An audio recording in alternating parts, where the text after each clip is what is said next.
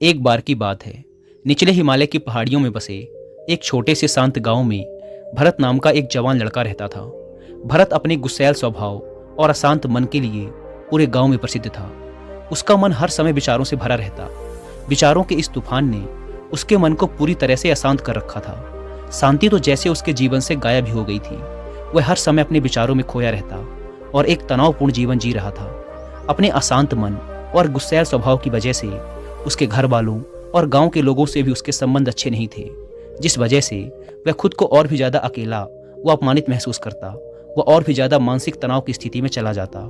एक दिन की बात है, भरत अपने गांव के बाहर की गलियों में टहल रहा था कि तभी उसका सामना एक बूढ़े बौद्ध भिक्षु से हुआ, जो कि एक पेड़ के नीचे ध्यान की अवस्था में बैठे हुए थे। बौद्ध भिक्षु के चेहरे से एक निर्मल शांति की आभा झलक रही थी। इस असीम शांति ने भरत को बौद्ध भिक्षु की ओर आकर्षित किया। जब भरत बौद्ध भिक्षु के निकट पहुंचा तो उसने उनके चारों तरफ एक सकारात्मक ऊर्जा का अनुभव किया।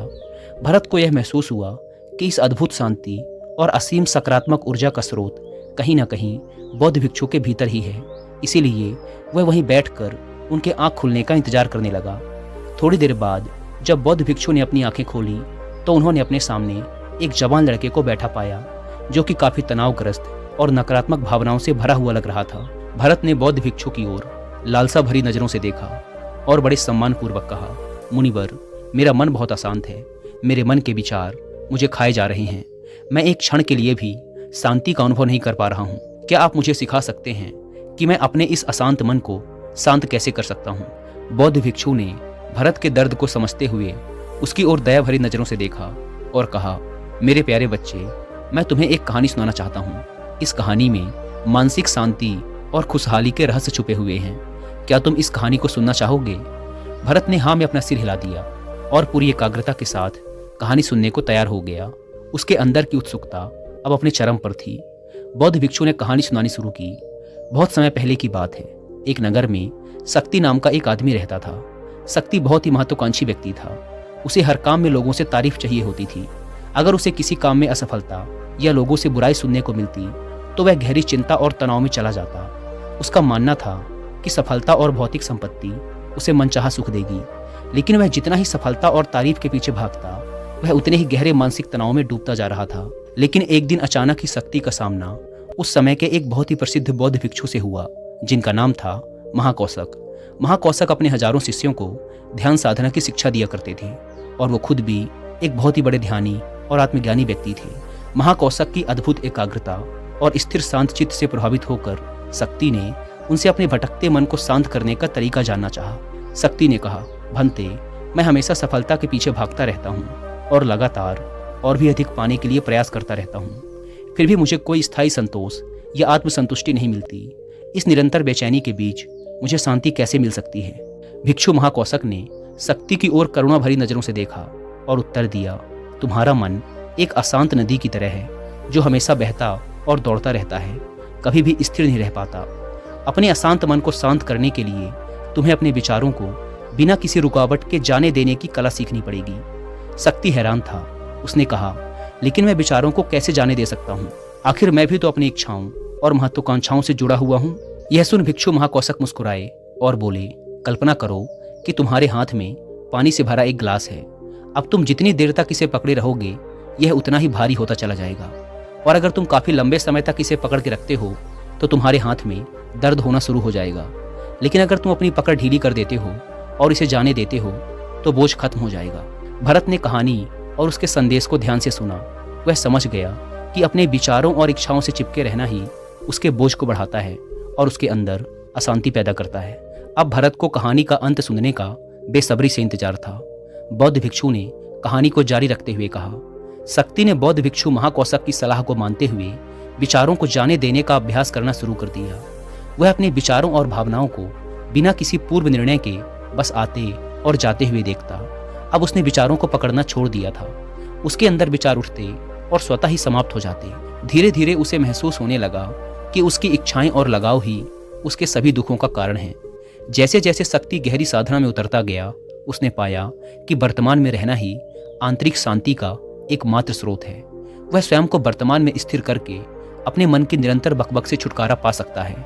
धीरे धीरे शक्ति का मन एक शांत सरोवर की तरह हो गया जो अपने चारों ओर की सुंदर दुनिया को अपने में चित्रित कर लेता है। उसने जीवन की सादगी में संतोष पाकर अति महत्वाकांक्षा और भौतिक संपत्ति के प्रति अपने लगाव को छोड़ दिया।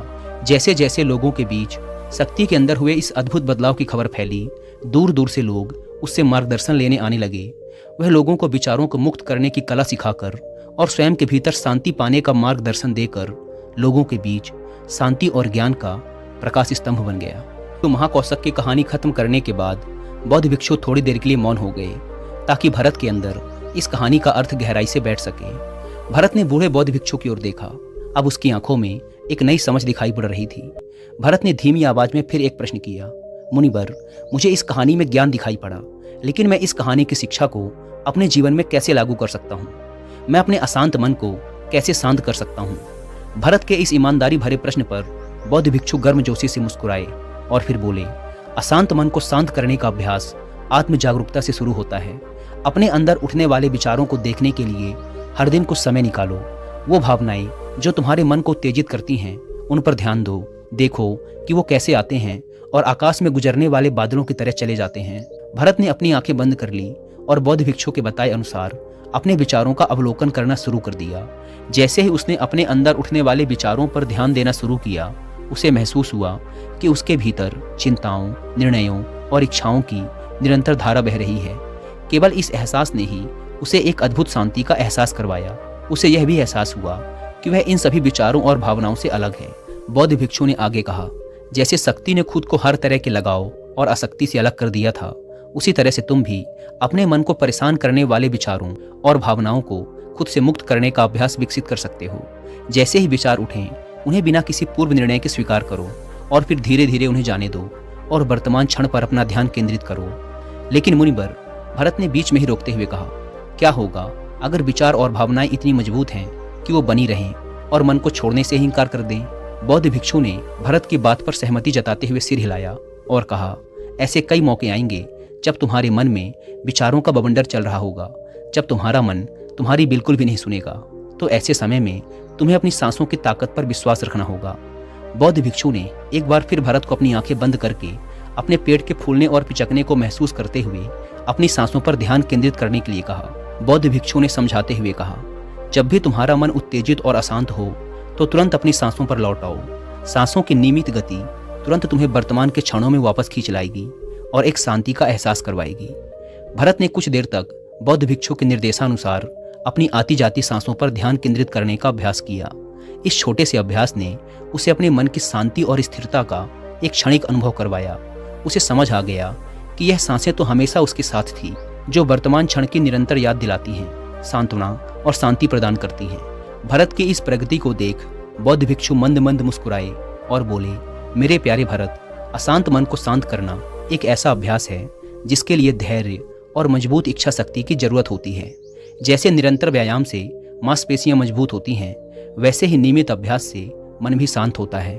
भरत ने स्वीकृति में अपना सिर हिलाया और इस अनमोल मार्गदर्शन के लिए बौद्ध भिक्षु का धन्यवाद करते हुए उन्हें ये वचन दिया कि मैं आज से ही अपने मन को शांत करने, आसक्तियों को छोड़ने और अपने भीतर शांति पाने की इस यात्रा पर निकल पड़ूंगा। बौद्ध भिक्षु ने भरत के कंधे पर हाथ रखा और कहा, मुझे तुम्हारी काबिलियत पर पूरा भरोसा है कि तुम बहुत ही जल्द अपने मन की शांति को खोज लोगे। लेकिन याद रहे, यह रास्ता इतना आसान नहीं होगा, लेकिन अगर तुम दृढ़ इच्छा शक्ति और खुले दिल से प्रयास करोगे तो तुम जरूर उस शांति को खोज लोगे जो तुम्हारे भीतर है।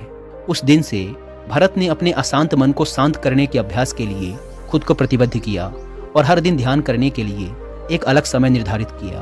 उसने अपने मन में उठने वाले विचारों को बिना किसी रोक टोक के जाने दिया और अपनी श्वास के माध्यम से खुद को वर्तमान में रखने का प्रयास किया। धैर्यपूर्वक अभ्यास करते हुए समय के साथ भरत ने खुद के अंदर गहन परिवर्तन का अनुभव किया। जैसे जैसे साल बीतते गए, भरत को गांव में शांति और ज्ञान के स्रोत के रूप में जाना जाने लगा। गांव के लोग अपने अशांत मन को शांत करने के लिए भरत के पास मार्गदर्शन लेने आते। भरत ने जीवन की भागदौड़ के बीच दूसरों को आंतरिक शांति पाने में मदद करते हुए बौद्ध भिक्षु की शिक्षाओं और आत्म जागरूकता की शक्ति को साझा किया। इसके साथ ही उसने लोगों को अपने विचारों को मुक्त करने और श्वास पर ध्यान केंद्रित करने की कला सिखाई। इस तरह वह गांव काफी फला फूला। वहां के निवासियों ने एक स्थिर और शांत मन के अमूल्य उपहार की खोज की। बौद्ध भिक्षु की शिक्षाओं और भरत के द्वारा कराए जा रहे अभ्यास के माध्यम से विचारों को जाने देने और वर्तमान में रहने की कला दूर दूर तक फैल गई, जिसने कई लोगों के जीवन को बदल कर रख दिया। जैसे जैसे और समय बीता, अशांत मन को शांत करने की भरत की यात्रा का एक जोरदार प्रभाव उसके गांव की सीमाओं के बाहर भी फैला। पड़ोस के गांवों और शहरों के लोग जब भरत के इस जादुई बदलाव की कहानी सुनते तो वह उससे सलाह लेने उसके पास चले आते। भरत उन लोगों के लिए आशा की किरण बन चुका था जो अपने मन के बोझ तले खुद को दबा हुआ महसूस कर रहे थे।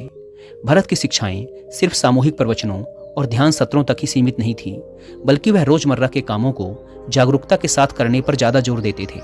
वह लोगों को याद दिलाते थे कि अपने विचारों और भावनाओं के प्रति जागरूक बनो। तुम दिन भर क्या बोलते हो, आसपास घटने वाली घटनाओं पर कैसी प्रतिक्रिया देते हो, इस पर ध्यान दो। हर एक काम को पूरी जागरूकता के साथ करो। जब भोजन करो तो हर एक निवाले के स्वाद का आनंद लो। जब सूरज की रोशनी में खड़े हो तो उसके किरणों की गर्मी को महसूस करो। लोगों की बातों को पूरे ध्यानपूर्वक सुनो और समझो। ये सभी छोटे छोटे बदलावों ने लोगों के जीवन में चमत्कारिक परिवर्तन ला दिए।